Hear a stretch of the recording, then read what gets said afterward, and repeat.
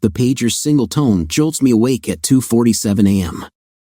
I leap out of bed, switch on the nightstand light, and listen to the dispatch. Eagle Star pilot and crew, Mason County Sheriff's Office request response for a motor vehicle collision on Highway 120, 15 miles south of Red River Falls. Mariel fire and rescue at scene. Single vehicle rollover, 1 fatality confirmed. Prolonged extrication time. I quickly dress, grab the handheld radio, and head for the door of the EMS crew apartment at Holy Family Medical Center, pausing to hear the pilot and nurse acknowledge the call. Our pilot, Gon Emery, responded with a calm, "Pilot acknowledges, pending weather check."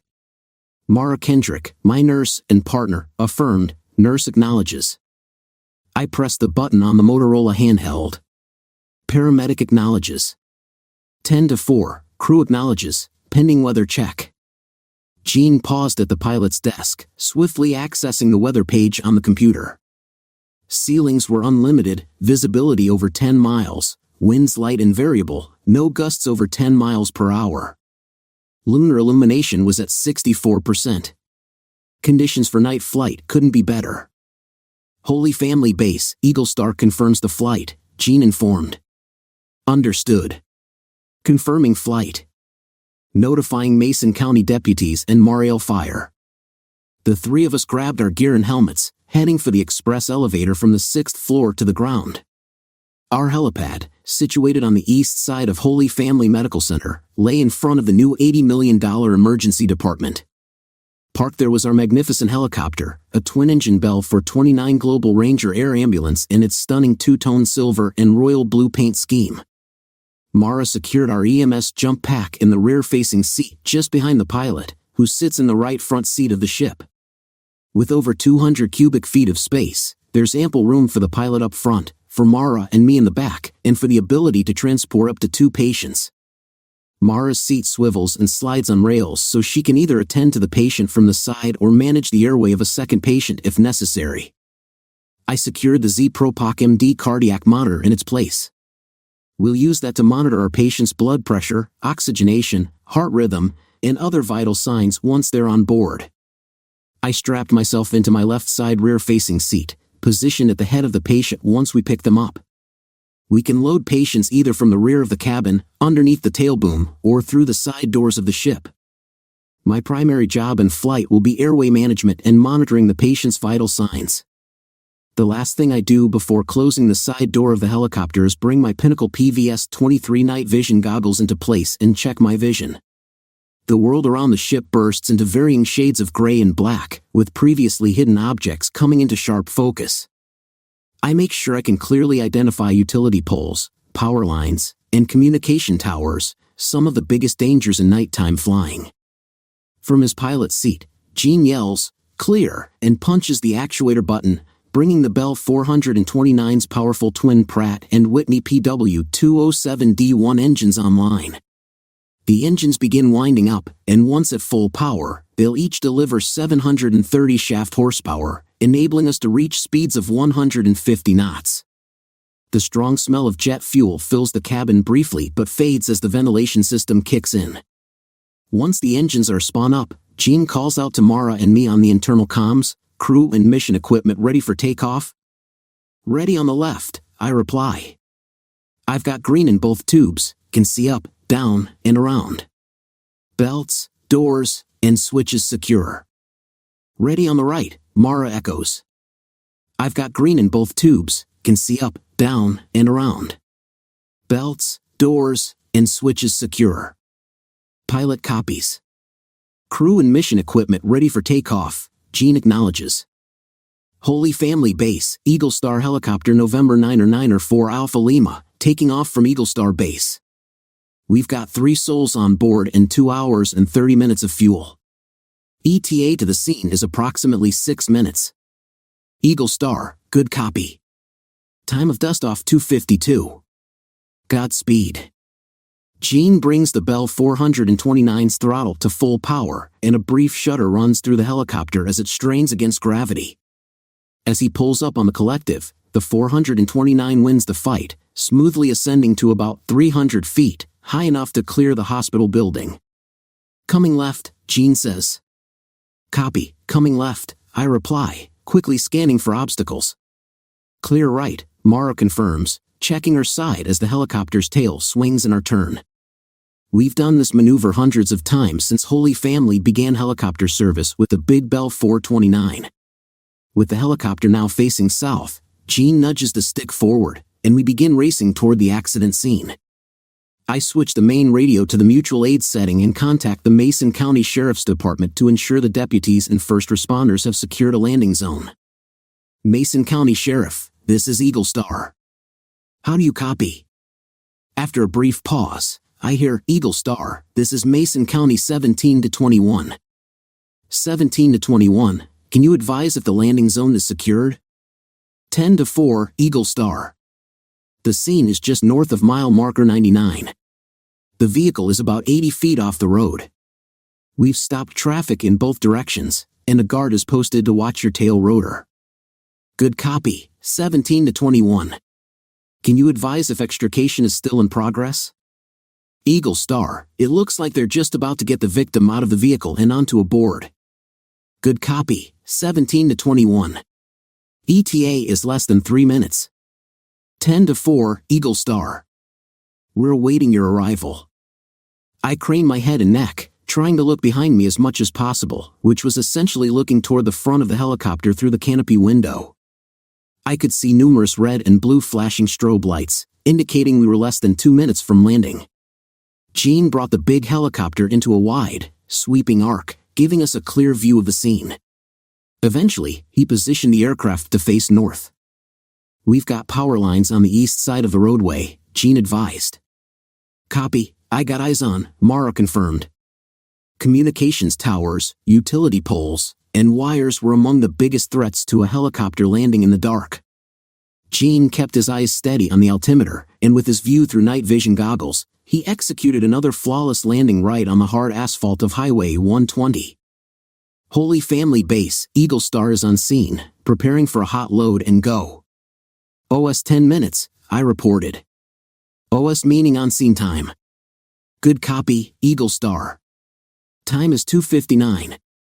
I removed my helmet and goggles, setting them carefully on my seat before unbuckling. The first thing I grabbed was my stethoscope to listen to the patient's lung sounds before loading them into the helicopter, knowing it would be impossible to hear once we were airborne. I also grabbed our jump kit, which held the bulk of our medical supplies for trauma.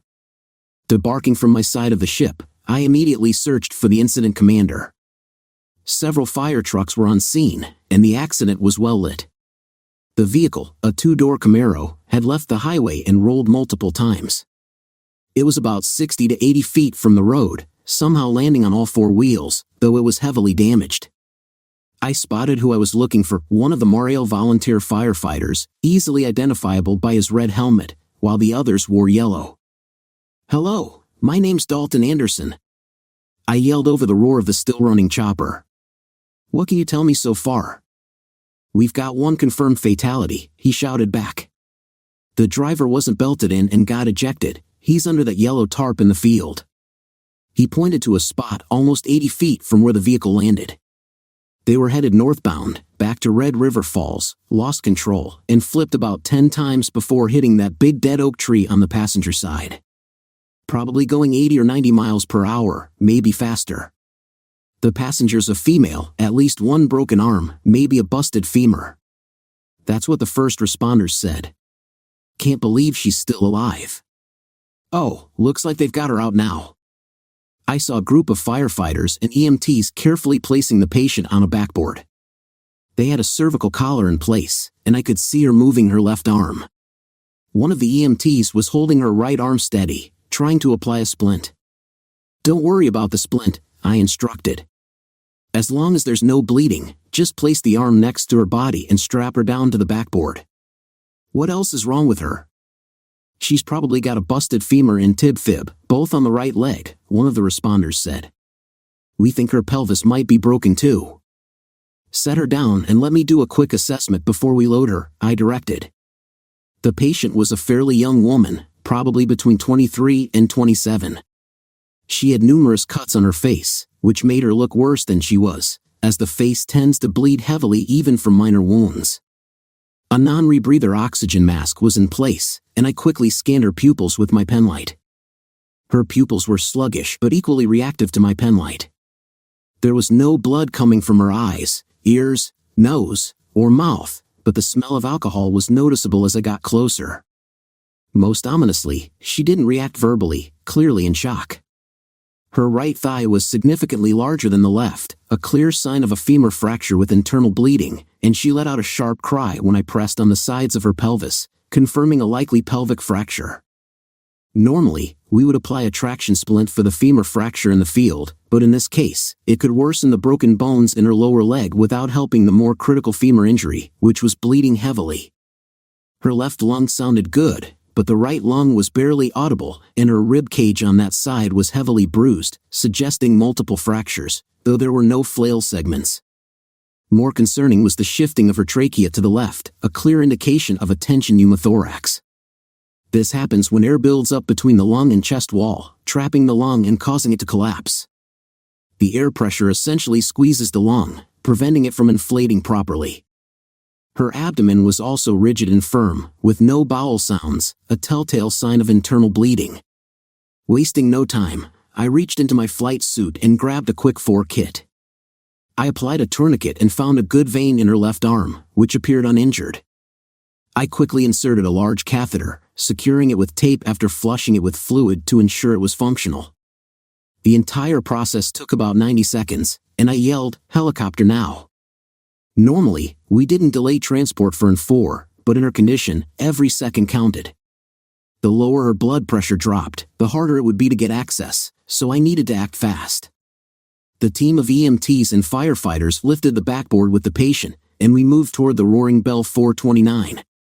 Mara had already opened the clamshell doors in the back. I stopped our group and signaled the pilot, Gene, who gave us the thumbs up to proceed.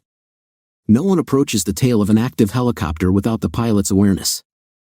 Mara met us at the helicopter, and we secured the backboard in place. I climbed in, thanking the EMTs and firefighters for their work.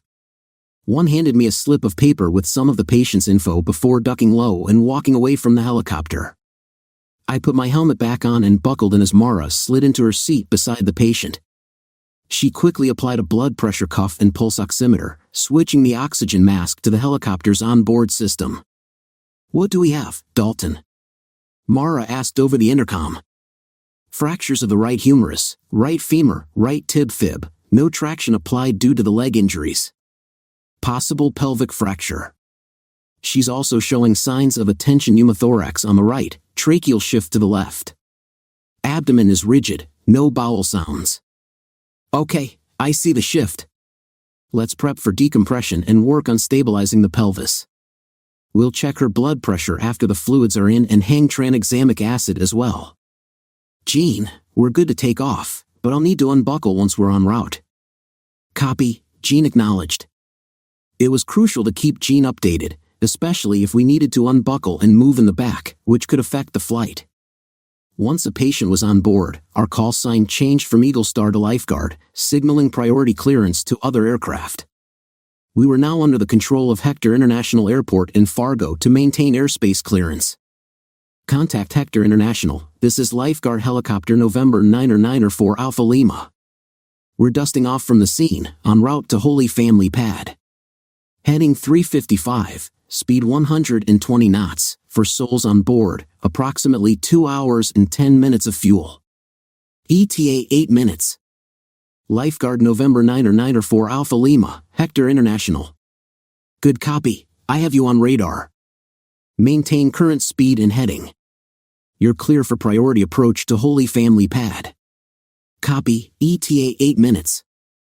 In the back, I quickly exposed the patient's right chest area and palpated between the second and third rib, using the nipple line as a reference. As I did, I felt through my gloved fingers that her skin had the fragile texture of rice paper. Tiny air bubbles were forming underneath, a condition known as subcutaneous emphysema from the collapsing right lung. I quickly scrubbed the area with an iodine swab and grabbed a 2-inch long 14-gauge 4 needle. Pressing downward through the skin, I felt a slight pop as the needle penetrated the right lung space. After pulling out the metal stylet while keeping the hollow plastic catheter in place, I heard a quick hiss of escaping air mixed with some bloody bubbles from the right lung. This was a temporary measure until a chest tube could be inserted, but it helped equalize the lung pressure and allowed the right lung to begin inflating again by releasing the trapped air. Mara grabbed an extra bed sheet and slid it underneath the patient as gently as she could. Together, we pulled as tightly as possible to secure the patient's hips, tying a square knot to hold the sheet in place. After the lung decompression and applying the improvised pelvic harness, the patient became more alert, trying to speak. However, it was nearly impossible to understand her through the oxygen mask and the noise around us. All I could do was shout, "My name is Dalton, I'm a paramedic. You were in a bad accident, but we're taking you to Holy Family Medical Center in Red River Falls. You're hurt, but we'll take good care of you. Do you understand?" She nodded as much as she could with the cervical collar around her neck. I notified Jean that I was switching frequencies and tuned the radio to contact Holy Family's emergency department. Glancing at the Propok monitor, I wasn't happy with what I saw. Her blood pressure had dropped to 70/45. "Holy Family ER, this is Eagle Star, coming online for a trauma report," I said. Katie Stevens, the ER charge nurse, came online. "Eagle Star, this is Holy Family, go ahead." "Holy Family, we have a 25-year-old female patient involved in a single vehicle rollover with significant damage. Be advised, there was a fatality in the same vehicle." I kept my voice calm, not wanting the patient to panic upon hearing this information. "The patient has an obvious fracture of the right humerus, right femur, right tib fib, and a likely pelvic fracture. The abdomen is rigid with no bowel sounds present. She presented with a right lung tension pneumothorax, which was reduced using a 14-gauge needle decompression. Initial oxygen saturation was 85% on high-flow O2, now improved to 99%. Tracheal deviation has also reduced. We have a large bore 4 in place with normal saline running wide open. TXA is infusing. Blood pressure is 70/45, pulse is 138, respirations are 24, temperature is 37 degrees Celsius. Cardiac monitor shows sinus tachycardia at 138, with occasional PVCs. PVCs, or premature ventricular contractions, can signal the onset of cardiac arrest. The patient is secured on a backboard with a C-collar. Extrication time was approximately 20 minutes. ETA to the pad is 2 minutes. Requesting trauma alert and personnel for a hot unload. How copy? Good copy, Katie replied. Trauma and neurosurgery teams are en route, ETA less than 5 minutes. Personnel are standing by at the pad, awaiting your arrival. Good copy. Eagle Star out. Jean brought the helicopter into a wide arc Mara and I put on our night vision goggles, preparing for landing. Crew and mission equipment ready for landing? Jean asked. Ready on the left, I responded. Belts, doors, and switches secure. Mara echoed, ready on the right. Belts, doors, and switches secure. Copy, crew and mission equipment ready for landing, Jean confirmed.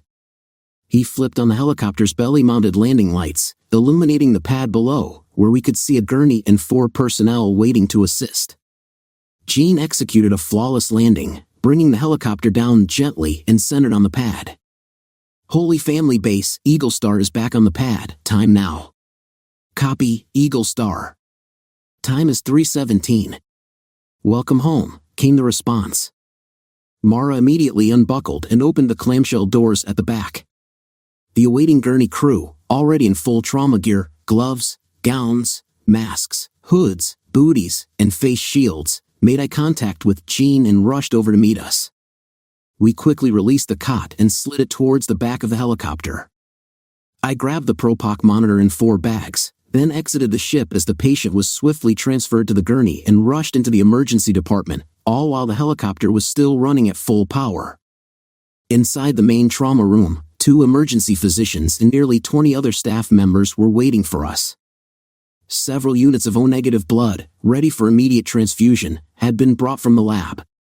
Portable X-ray machines stood ready outside the ER, and CT technicians were on standby in their room, prepared to obtain more detailed imaging when needed. A few minutes later, Dr. Marcelino, a trauma surgeon, and Dr. Chandra Scatta, a neurosurgeon, arrived to oversee their parts of the case. A respiratory therapist and the on-call anesthesiologist also joined the team, and a gastroenterologist had been paged and was expected soon. Within 5 minutes, we had another large bore 4 in place, and the patient was actively receiving blood products. The first radiology images confirmed all the fractures we had noted earlier. 10 minutes later, a CT scan revealed the remnants of the collapsed lung and a significant amount of blood in the patient's pelvis and abdomen. Thankfully, the CT scan of her head and neck showed no signs of brain or spinal injury. Small miracles, indeed. Meanwhile, a surgical team had assembled and prepped an operating room for emergency surgery. Within 20 minutes of touching down, the patient had been sedated, intubated, and had a chest tube inserted before being rushed off to surgery. Mara and I stood quietly as the last member of the trauma team left the room. What had been an incredibly busy and noisy space moments before now felt eerily silent.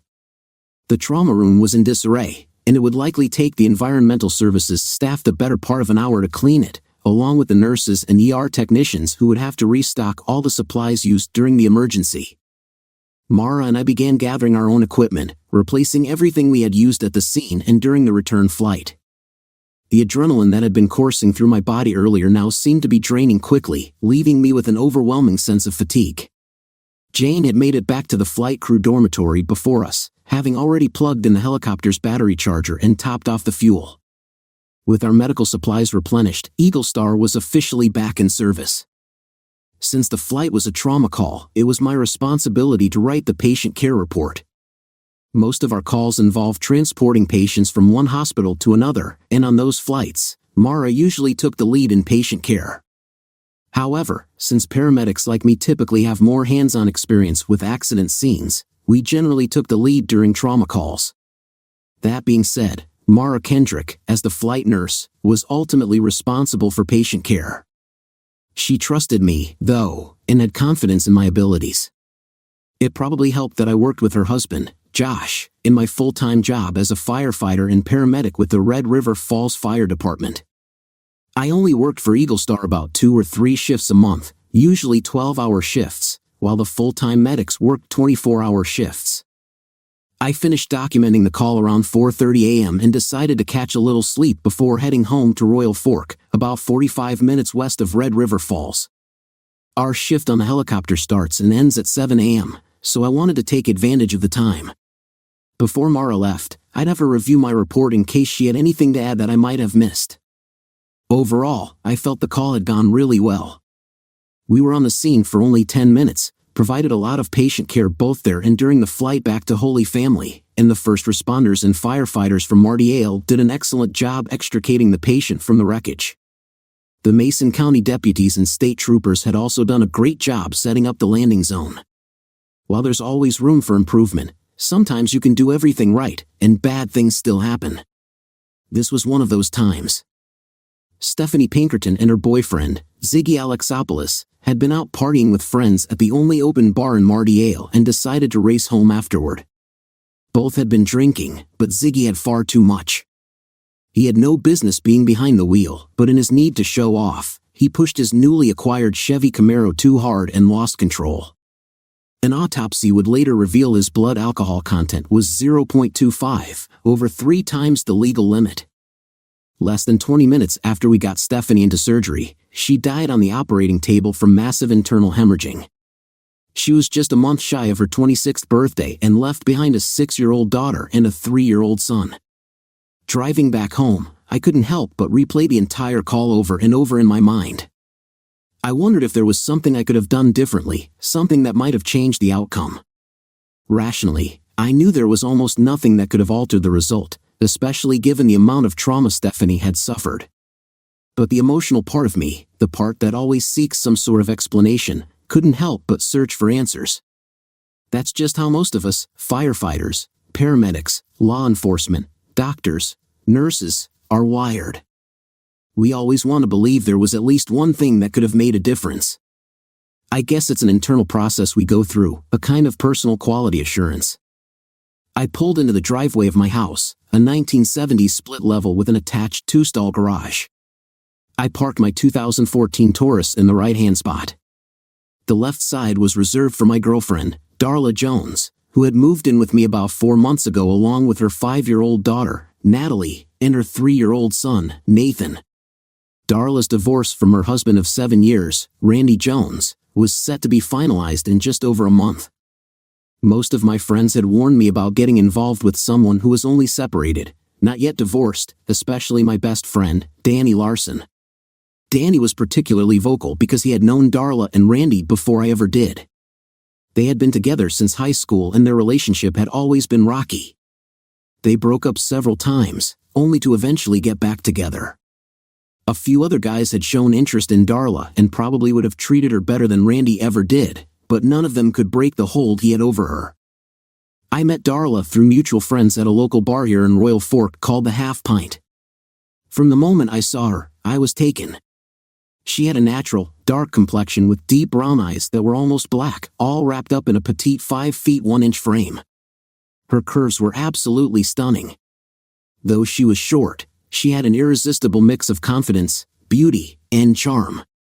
We took our time getting to know each other, especially since she was in the midst of a divorce, but I eventually won her over. About 3 months into dating, we decided to move her and the kids out of her parents' house and into mine. It made sense. I had 3 bedrooms, 2 full bathrooms, and more than enough space for them. Plus, I had already grown incredibly fond of Natalie and Nathan, bonding with them quickly. I hadn't even met Randy before Darla served him with divorce papers, citing his drinking and infidelity. Supposedly, he took off to work in the oil fields of North Dakota, and Darla hadn't heard from him since. The divorce proceedings were largely uncontested, and his lawyer had agreed to the terms. Darla would keep all the furniture and what little remained in their checking account. The judge issued a temporary custody agreement, and Randy was ordered to pay a paltry $200 in child support each month, based on his last known job working as a clerk at one of the convenience stores in town. When I got home, I entered the house from the garage, went upstairs to the kitchen, and dropped my overnight bag and keys on the table. That's when I noticed something strange, an unmistakable smell of cigarette smoke. It was faint, but definitely there. I walked through the upper floor, checking the kids' bedrooms and the master bedroom, but nothing seemed out of place. I couldn't pinpoint where it was coming from, but the smell lingered. I stepped out onto the deck to investigate. At first, I didn't see anything, but when I went down the stairs to the bottom of the deck, I found 4 cigarette butts, Marlboro Lights. I knew Darla didn't smoke, and no one else had been at the house. Judging by the smell inside, it seemed like someone had been smoking on the deck and then brought the smoke into the house. No one was home right now except for me. Nathan was at daycare, and Natalie was at preschool and then daycare with him. Darla was at her job at Callahan Manufacturing, the largest factory in Royal Fork and one of the biggest employers in the area. She worked the first shift from 8 a.m. to 4 p.m., producing a variety of trailers, everything from flatbed semi-trailers to cattle and horse trailers, along with smaller utility and landscaping trailers. I couldn't think of anyone who might have been at the house. None of her immediate family smoked, and neither did any of her friends, at least not that I knew of. I decided to push the thought aside and took a shower to wash off the remnants of a 24-hour shift. I felt more human after that and tinkered on a few projects around the house until everyone got home. Darla and the kids arrived shortly after 4:15 that afternoon. Darla looked tired, and the kids were both full of energy. Natalie and Nathan ran up to me, giving me big hugs. Those little ones were really starting to grow on me. I couldn't imagine my life without them and their mom. Darla, exhausted from her day as a welder on the assembly line, seemed to appreciate the warmth of home. I started dinner, preparing a simple casserole of mac and cheese and chicken along with Jell-O, which the kids loved. It wasn't fancy, but it was filling. I enjoyed sitting around the table with Darla and the kids after dinner. Darla helped clear the table while I washed the dishes. She had been nudging me about getting a dishwasher ever since moving in, but I hadn't felt it necessary yet. "How was work today?" I asked. "Oh, the usual," Darla replied, drying the casserole pan. "They're planning to add some new people, so we might cut back on the mandatory overtime." "That's awesome. Maybe the kids and I can take off for a whole weekend soon." She hesitated. Probably not until school lets out for summer in a few weeks. Yeah, I suppose. I paused, then asked, just out of curiosity, did anyone stop by yesterday while I was gone? Darla didn't look at me, keeping her focus on the plates. Not that I remember. Why do you ask? Just curious. I thought I could smell cigarette smoke when I came home this morning. She continued drying the plate without making eye contact. The only person in my family who smokes is my dad, but he didn't stop over yesterday. Yeah, I know, I said, thinking. But your dad smokes Camels. I found a few Marlboro butts underneath the deck. At that, I noticed Darla inhaled deeply, as if she knew something but was holding it back. I don't know. It was probably just one of the utility meter readers or something. I'm sure it was either the water or electricity guy. Both meters are under the deck. I could see her relax a bit at that explanation, but I wasn't fully convinced. Maybe, but those guys are on a schedule and usually move pretty quickly. I doubt either of them would stop to have a cigarette under my deck. One might, but probably not four. Darla quickly put away the drying towel. I'm going to get the kids started on their baths, she said, heading towards their bedrooms. Kind of early for baths, isn't it? I asked. Yeah, but they were both up kind of late last night, and I want to get them to bed early tonight. Besides, you know how much they hate baths. I did know, but she usually waited until right before bed at 8:30 sharp, so they'd be in bed by 9 o'clock at the latest. She seemed to be avoiding the conversation. Darla gave the kids their baths, and we all vegged out in front of the TV the rest of the night, watching a couple of kids' shows on Netflix. Darla said very little, engrossed in the children, and I sensed she was intentionally ignoring me. We both stayed up to watch the news, though I couldn't remember much of it with the tension hanging in the air. I was the first to crawl into bed, waiting for Darla. She came in wearing a simple one-piece nightshirt, looking effortlessly beautiful. After giving me a quick kiss goodnight, she rolled over, facing away from me. I slid closer, spooning in behind her and began to gently roam my hands over her body, my silent way of initiating intimacy. Darla pulled my arm around her in an embrace. Sorry, babe, it's just been a long day, and I'm really wiped out, she said. No problem, I answered, feeling deflated.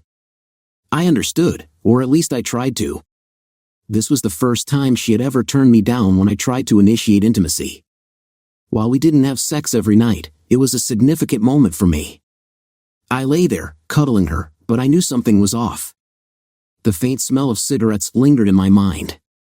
I got up at 5 o'clock the next morning, cleaned up, and got ready for work. I kissed Darla on the forehead at 5:45. She barely stirred, and I sensed she was feigning sleep. Arriving at the fire station a little after 6:30, I got my gear ready. My official title is firefighter, but I serve as a senior paramedic on one of the 3 ambulances. While our fire coverage is limited to Red River Falls, we provide ambulance services for almost all of Mason County. Many smaller towns in the area, like Mar-Ale, have a few members certified as first responders, so they're the first on the scene while we dispatch from Red River Falls.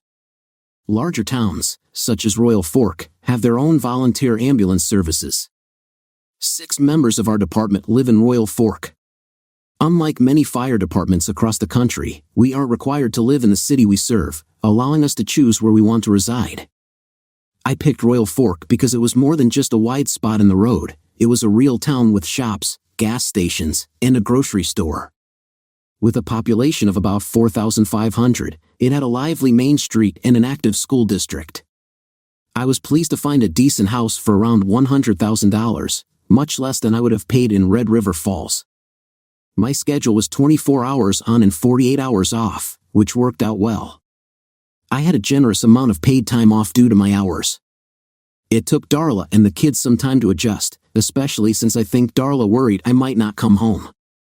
She had experienced Randy disappearing for days, returning drunk and begging for forgiveness, only to repeat the cycle. Their arguments had escalated from loud disagreements to yelling and broken dishes, culminating in physical confrontations. Eventually, Darla had enough and moved out with the kids, leaving Randy to go wherever he wanted.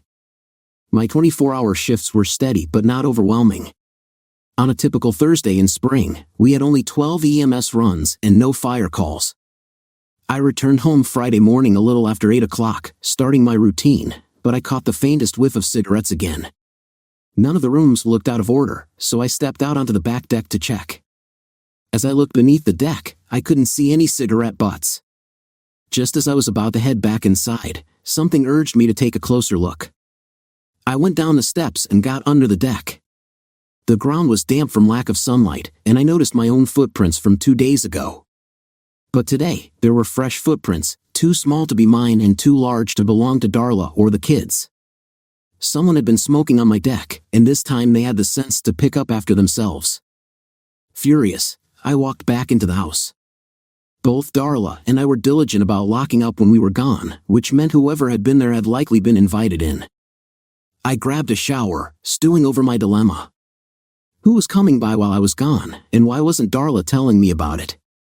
Just then, I heard the doorbell ring. I jumped out of the shower, wrapped a towel around myself, and slipped on a bathrobe. As I exited the bathroom, I heard someone let themselves in. "Hello, Dalton, it's me, Danny." My best friend and Mason County Sheriff's Deputy, Danny Larson, called out. "Yeah, up here," I replied. "I just got out of the shower." "Sorry to bother you, bro," he said, sounding a bit embarrassed. "No problem. Just let me finish drying off, and I'll be right out." Danny waited in the living room while I toweled off and threw on some clothes. When I joined him, I found him sitting in one of my recliners, sipping a Coke he had helped himself to from the fridge. "What's up, bro?" I asked. "Not much, man. I just wanted to talk to you about something." "Sounds deep," I replied, raising an eyebrow. "It is, and I'm afraid you won't like it. You might not even like me for telling you." A wave of unease washed over me. "Go on." "Well, Dalton, this isn't easy for me to say, but someone has been coming by your house while you're at work. My beat covers Royal Fork, and I patrol the whole town about 2 hours out of every shift. A few weeks ago, I swung by your place and saw an old 1980 Chevy pickup in your driveway. I've seen it there several times since then. You drive a Taurus, and Darla drives an Escape, so I know it isn't yours. Did you run the plates?" I asked, trying to keep my voice steady. "I probably shouldn't have since I could get in trouble for tagging random people," he admitted hesitantly. "But yeah, I ran the plate. It's registered to Randy Jones." I swallowed hard but showed no other reaction. "Okay." Danny looked confused. "Is that it?" I figured you'd have more of a reaction. I don't know what else to say. I've suspected someone was around. I went to the kitchen, grabbed a Coke, and returned to the living room, flopping down on the sofa across from him. I didn't know it was Randy, but the last few days, I've been suspicious. I finished a 24-hour shift a few days ago, and when I got home, I thought I could smell cigarette smoke. I looked around the house, but nothing seemed out of place. When I went out on the deck, I found a handful of cigarette butts underneath. You sure it wasn't the water or electric meter reader? I'm pretty sure it wasn't. Even if they are smokers, I doubt they'd hang out under my deck smoking, especially not 4 of them. Fair enough, Danny acknowledged. Anyway, I had a day off, then worked my regular shift yesterday. When I got home this morning, I could smell smoke again. I went outside, looked under the deck, and saw footprints. Someone had been smoking there again and picked up after themselves. That's odd. How would they have known to clean up? I mentioned it to Darla the other night after she got home from work. She offered several different explanations about who it could have been, but none of them were convincing. Then she completely shut down on me in bed. She's never done that before. We sat in silence for a moment. "What do you think you'll do?" Danny asked. "I'm going to get to the bottom of this. If Randy is sniffing around Darla again, it needs to stop. Do you think he's just coming around to see the kids?" "Possibly," I admitted, "but why now? After all these months, he hasn't asked to see them even once." "I see your point," Danny said. "What's your plan?" "The only thing I can do is confront her tonight and let her know what you told me. Once she realizes I know Randy has been stopping by, she'll have no choice but to come clean. Danny shook his head sympathetically. I don't envy your situation, Dalton. I genuinely like Darla, and I hope you two can work this out. I know, Danny. I appreciate that. He finished his Coke, stood up, and we shook hands firmly. I'm really sorry, Dalton. I hope this isn't something serious. Thanks for coming by and for letting me know. I watched as Danny got into his squad car and drove away. A fresh wave of unease washed over me as I thought about the impending confrontation with Darla. I ran a few errands around town and picked up a new garden hose at Delmore's Hardware. When I got back, it was late afternoon, and Darla and the kids would be home soon. I browned some hamburger and whipped up spaghetti for supper, which Darla and the kids loved. Natalie and Nathan wolfed it down, and I couldn't help but chuckle watching little Nathan slurp his noodles one by one. Darla offered to help clean up afterward, but I told her, don't worry about it. Just go wind down and relax with the kids. I'll come find you in a bit, and then we're going to have a talk. Darla froze, her expression shifting. What do you want to talk about? We'll get to that, I said, scrubbing a pan. Just go and relax with the kids. I'll be done in about 20 minutes. She turned, looking apprehensive, and left the kitchen. I found her in the downstairs family room, watching the kids play Nintendo. Darla was holding Nathan on her lap while he and Natalie played Mario Kart 8. After a few moments, I said, Want to come upstairs and talk for a bit? Darla looked uneasy as she set Nathan down on the sofa. Okay, but you kids keep playing. They were too engrossed in the game to even notice. Darla followed me upstairs into the kitchen, where we could talk without the kids overhearing. I brewed a pot of coffee, probably a bad idea this late at night, but it was Saturday, and neither of us had to work the next day. I looked at her for a moment, feeling the tension build. There was no way around it. I had to be direct. I want to know who has been coming by here while I'm at work. Her hesitation was a clear giveaway. What are you talking about, Dalton? Just be honest with me. I'm trying to have an open conversation, but it doesn't work if one person isn't participating. I'd smelled cigarette smoke when I got home, and I found footprints under the deck. Whoever was here picked up after themselves this time. Dalton, I wouldn't invite anyone over while you're gone, she replied, not quite admitting anything but not denying it either. Okay, so who has been inviting themselves over while I'm at work? I pressed. Why are you asking me this? What are you trying to accuse me of? She was visibly agitated, squirming in her seat. Why can't you just answer my question? Because I feel like you don't trust me. I don't smoke, Dalton. I have no idea whose cigarettes those are. Her frustration was palpable. You're starting to sound like my ex-husband. I got up, moved closer, and sat down next to her. That's interesting you mention your ex-husband. My buddy Danny Larson stopped by this morning while you were at work. He patrols Royal Fork and has seen an old tan Chevy parked in my driveway several times. It's only there on days when I'm at work. Darla looked increasingly anxious, her fists clenched. What does that have to do with anything? I know who owns that Chevy. Do you want to guess? She hung her head and started to cry. Yeah, I figured you did, I said, allowing her a moment to compose herself. Do you want to tell me how long you've been in touch with Randy? Darla grabbed a tissue from the counter, dabbing her eyes and trying to regain control. It started about 3 weeks ago, she said between sobs. He came back to town and stopped by my parents' house, asking where I was. My dad wouldn't tell him, but he agreed to give Randy my number. The first few times he called while I was working, he figured out where I worked and ended up following me home. He just said he wanted to talk. She wiped her nose again and continued, Randy said he got a job up north with one of the oil companies and they helped him get treatment for his drinking. He's been sober for almost 5 months. I wasn't sure what to think at first, but he seems different. He's nicer, more determined to make things right, and he's been incredible with the kids. He brought them presents and took them to the park. I took a breath, trying to process everything. So what's going to happen? I asked. Does Randy want to have visitation and a relationship with Natalie and Nathan? Is that what this is about? That's part of it, Darla sniffed. But he's also asking for another chance. Randy told me he still loves me and has finally figured out how to be happy without drinking. He wants us to move back in with him and be a family again. The kids were so happy to see him and have fallen back in love with their father. He's finally the man they've always needed him to be. My unease deepened. So, like I said, what's going to happen? You can't seriously be thinking of going back to him, can you? What about me? What about the time we've spent together?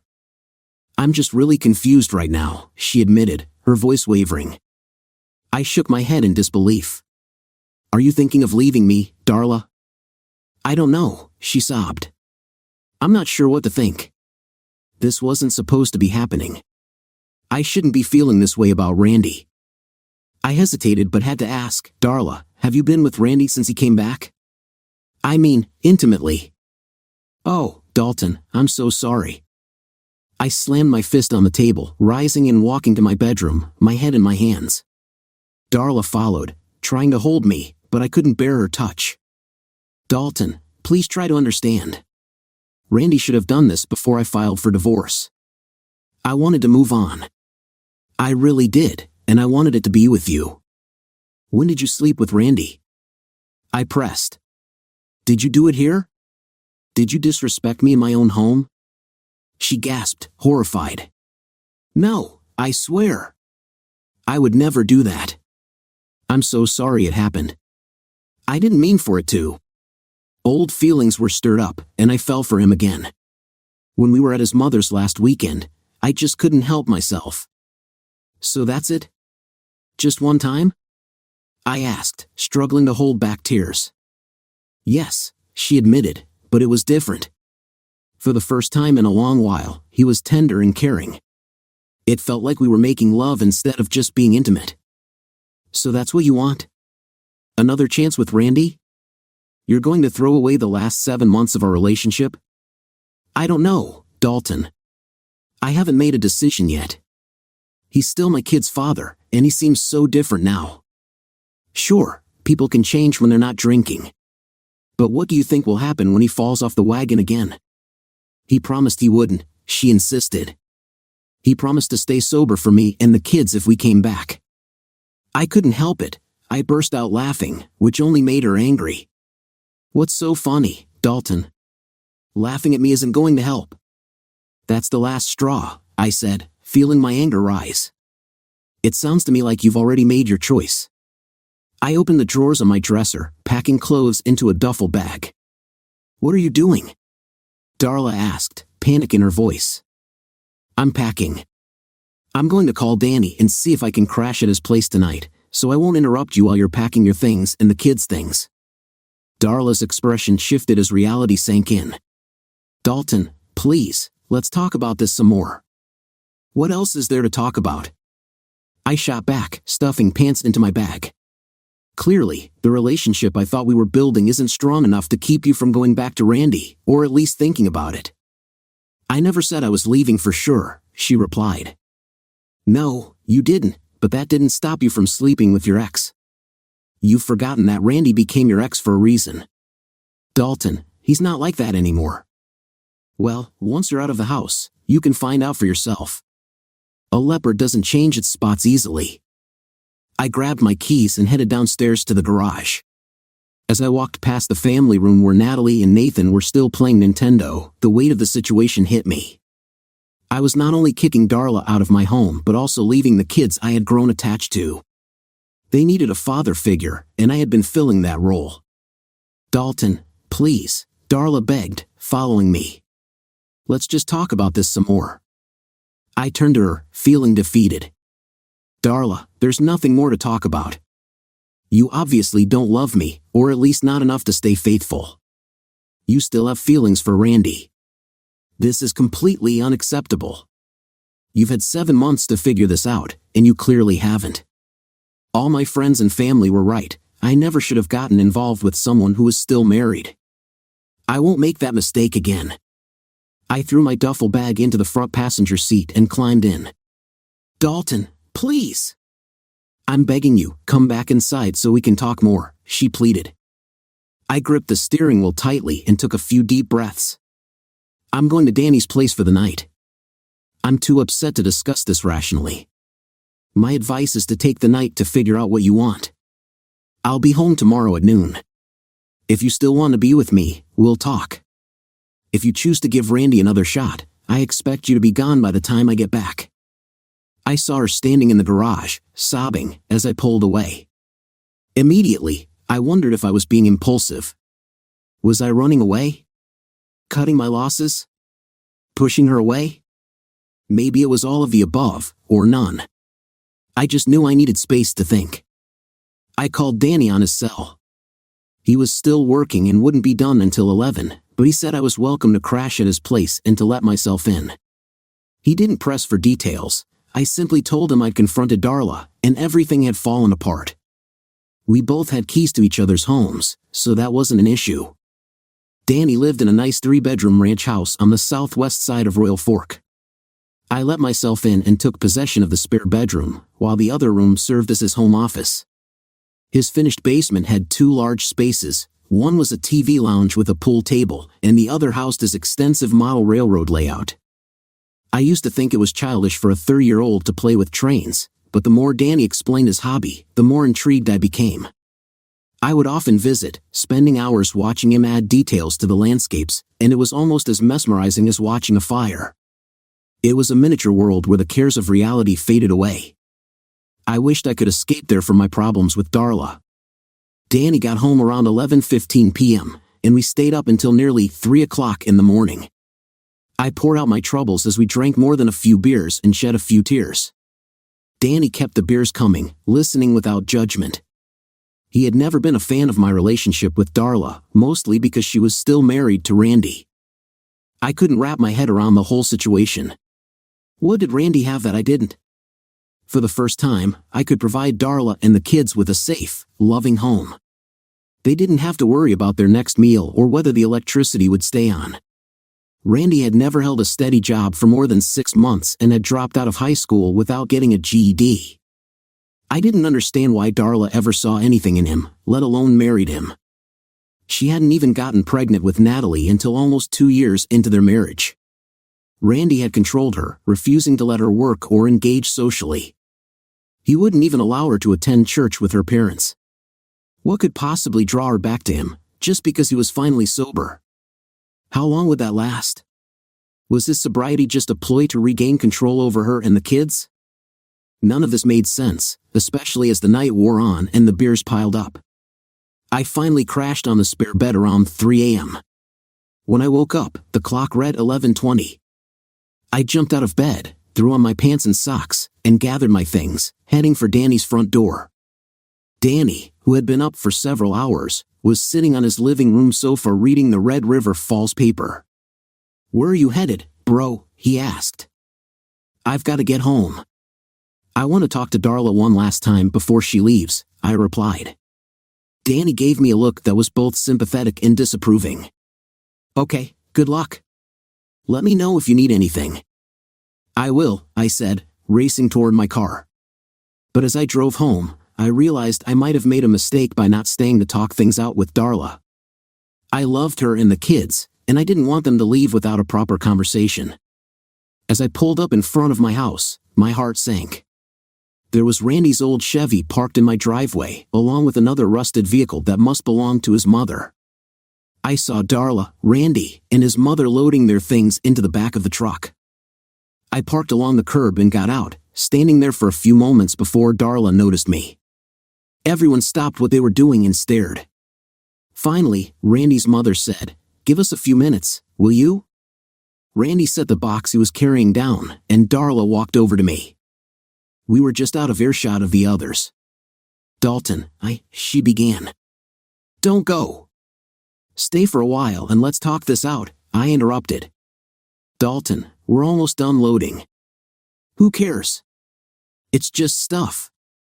The only things I care about are you and the kids. I have to believe there was a reason you left Randy. I don't want you to make a mistake by running back to him." "I'm not running, Dalton. You were right last night. I still have feelings for Randy, and it's not fair to you to be with me while my heart is elsewhere." I lowered my head, tears streaming down my cheeks. "There's a reason you left Randy, Darla. After everything you went through with him, can you really say you'd be happier with him than with me? I've given you a home, a decent car, clothes, and toys for the kids. You don't have to worry about where your next meal is coming from. Do you really think Randy can provide all that? Do you want to go back to living in an apartment, all of you crammed in together? A home is more than just a house, Dalton. A life is more than just material things. I understand that, but you still need a good roof over your heads, clothes on your backs, and food on the table. You've been amazing to us, Dalton. I'm so sorry. I looked away, frustration rising. I didn't want Randy to see me cry, but it was getting harder to control my emotions. Why couldn't you have been honest with me from the start? Why sneak around? Why cheat on me with your soon-to-be ex-husband? I don't know, Dalton. Maybe part of it was because Randy and I are still technically married. I felt like I was cheating on him with you instead. What about the kids? Do you really think Randy will step up and become father of the year? I can't make any promises, but he really seems to have changed. He finally seems like the man I always hoped he'd be. I didn't know what else to say. The tears came freely now. Please stay, I whispered, trying to hug her. I know in my heart this is where you belong. I belong with my family, Dalton, she sobbed. Is it because of how I reacted last night? If it is, I'm so sorry.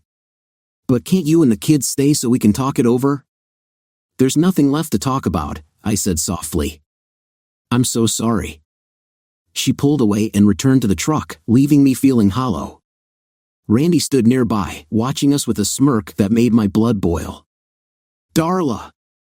I called out as she and Randy lingered by the truck. The kids were already piled into the car belonging to Randy's mother. I quickly went inside, disconnected the Nintendo game system, and gathered the games and controllers into a box. When I returned to the front door, Randy was waiting there for me. I was overwhelmed with the urge to punch him, but I handed him the box instead. Here, take these for the kids. Randy looked over the box. Sweet. I'm going to have fun with this. He turned to the kids. Look what Daddy brought out for you. Hearing Natalie and Nathan squeal with delight as they realized their games were coming with them felt like a punch in the gut. Darla quickly piled the kids into the back seat of Beulah's car and gave me one last glance before climbing into Randy's truck. Darla! I called out. She got back out for a moment, and I tossed her the keys to the Escape. You might as well take the car. I'll call the bank on Monday and have my name taken off the loan. She didn't respond, just walked to the garage and backed her vehicle out. Before she reached the road, I stopped her. She rolled down the window as I approached. Darla, there's one thing you need to know. If you leave today, there won't be a second chance. I won't be anyone's backup or plan B.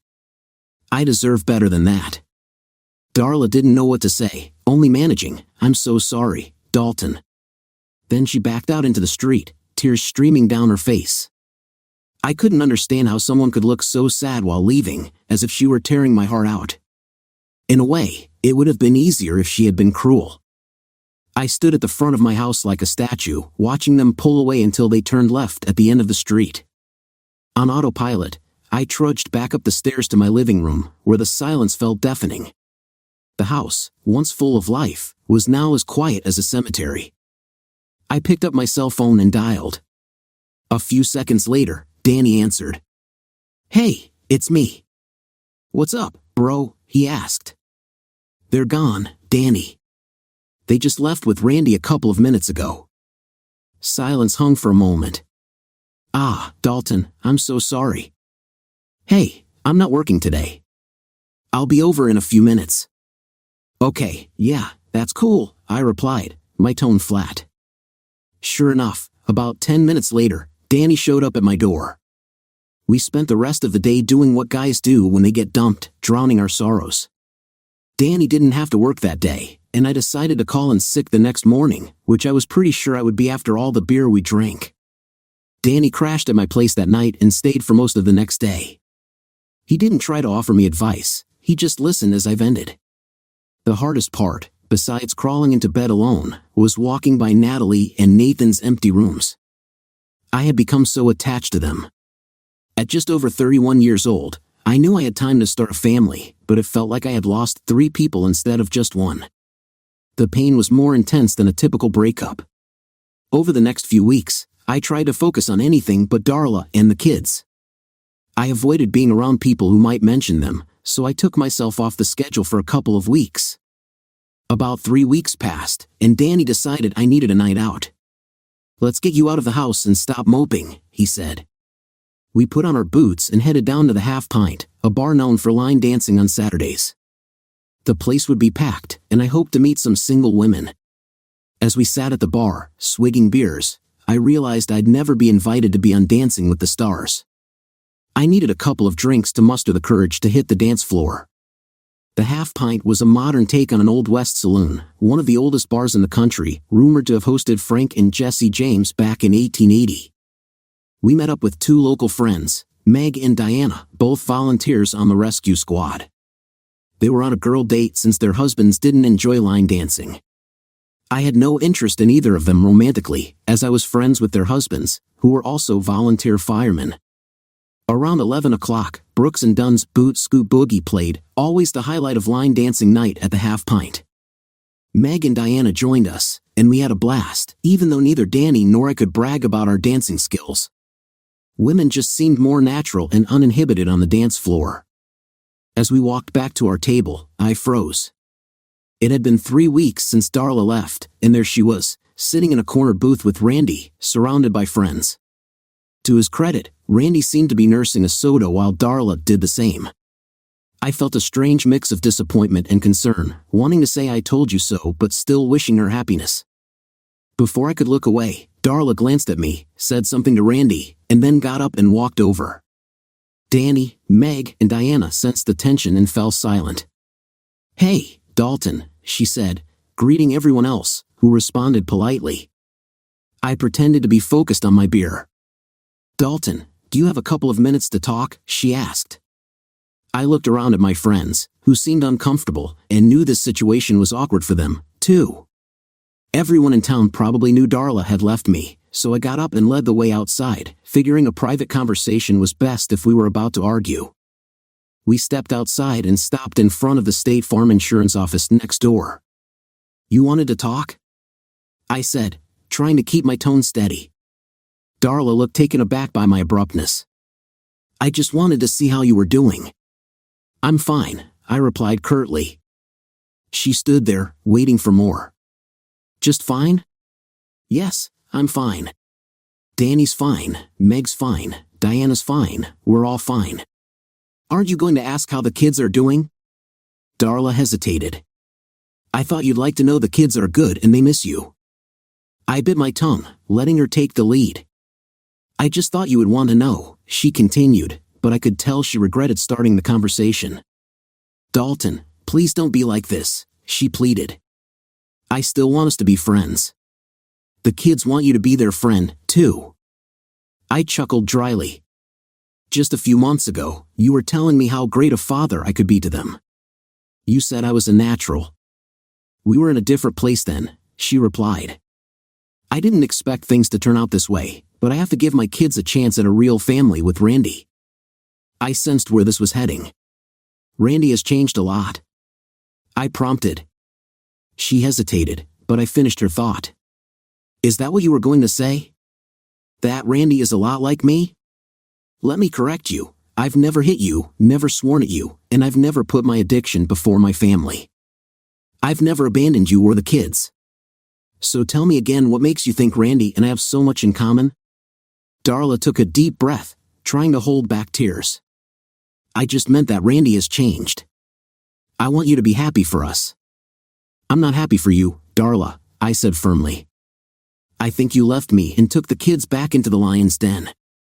It's only a matter of time before Randy starts drinking again, and you'll find yourself in the same situation you were in when I first met you." "No, you're wrong. Randy has changed," she insisted.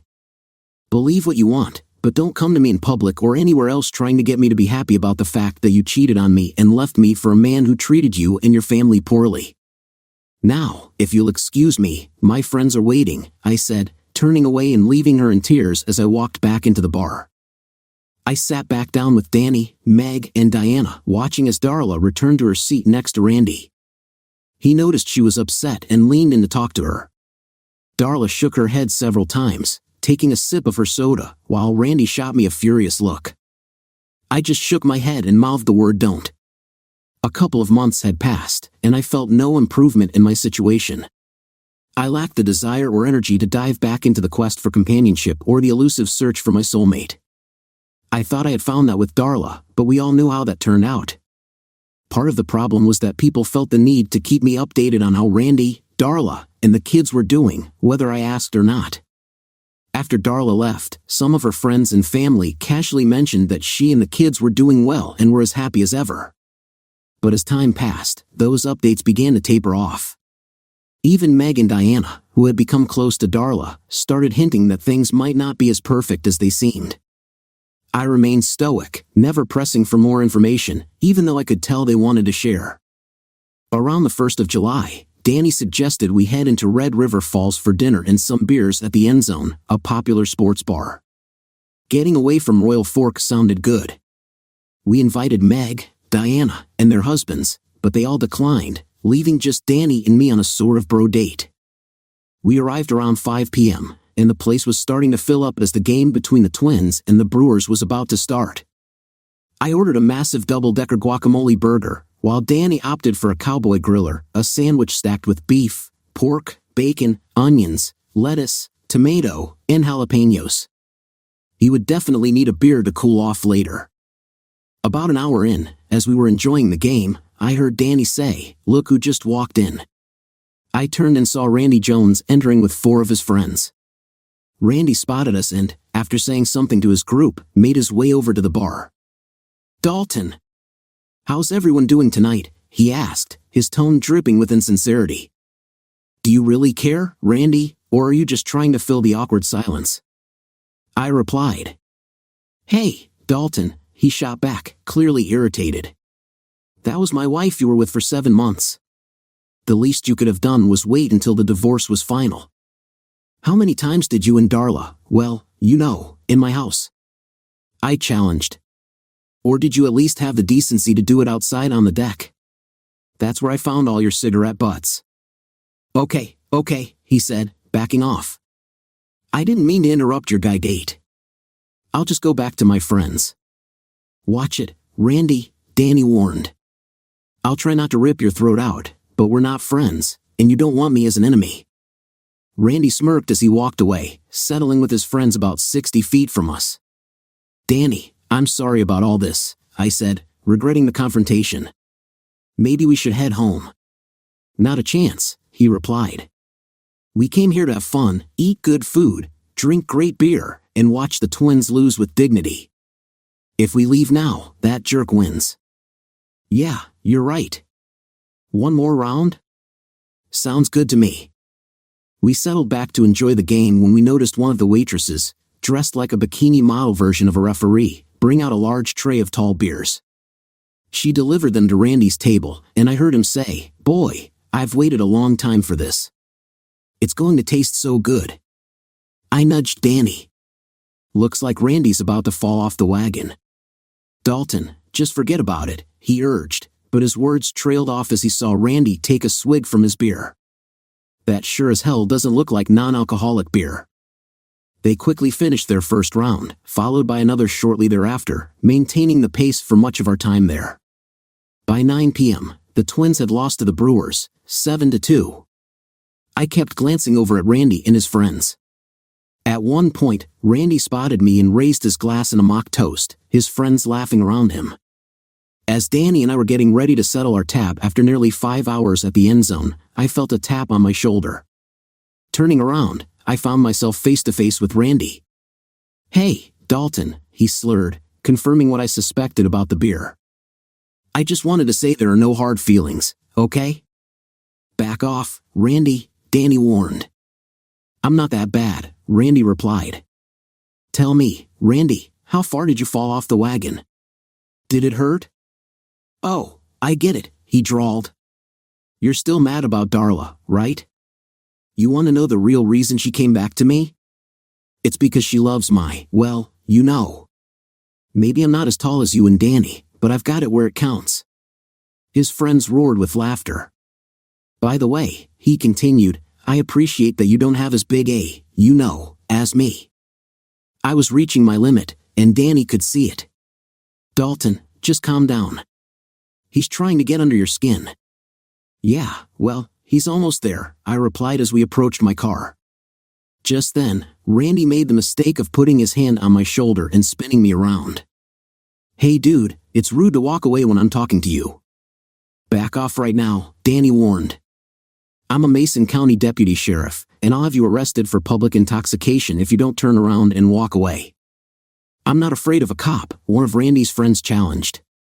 "Yeah, what's Dalton going to do? Need his buddy for protection?" Randy taunted. Then Randy shoved me hard into my car, leaving a dent in the side. Without thinking, I reacted on autopilot, throwing an uppercut that caught him under the chin. He fell back, hitting his head on the pavement and going out cold. "Dalton!" Danny yelled as two of Randy's friends charged at him.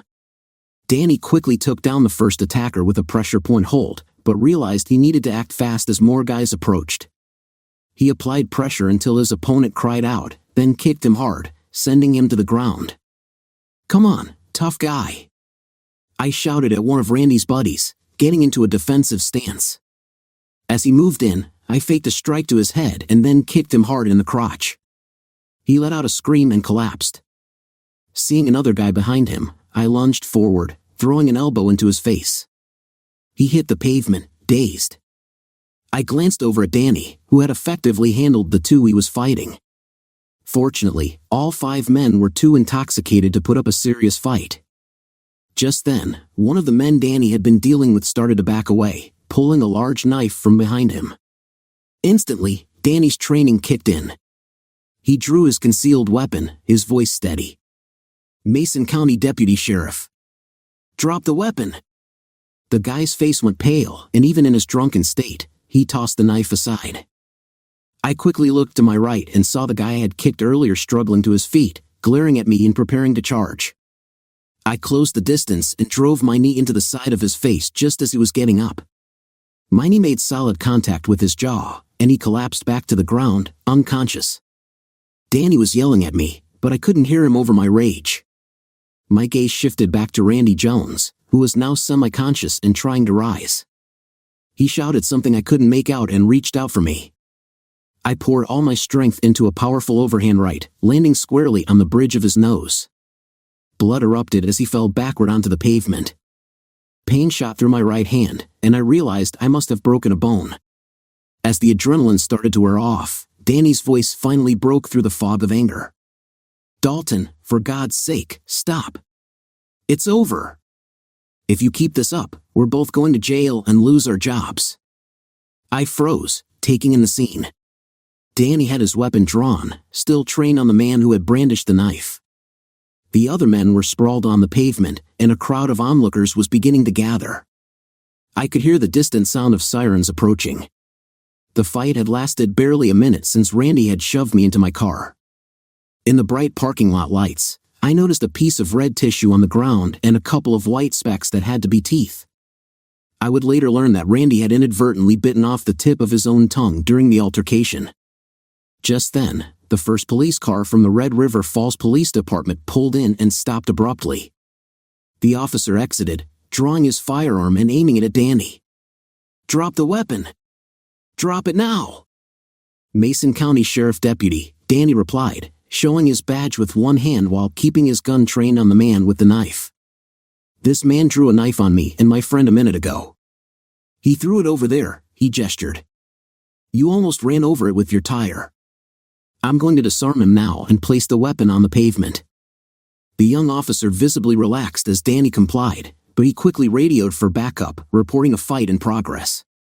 Within minutes, 3 more police cars arrived, including one with Police Captain Pete Sturgeon. Danny didn't seem pleased to see him. I could tell there was some tension there. I felt mortified when 2 ambulances pulled in to attend to the injured. I had really done a number on Randy and his friend Wade, whom I had hit earlier. My friend and co-worker, Monica Banner, approached to check on me. "Are you okay?" she asked. Yes, I replied, knowing my hand was probably broken and that I'd have to deal with it eventually. The story continues in the next video. Link to part 2 in the description of this video. Thank you for watching and for your likes.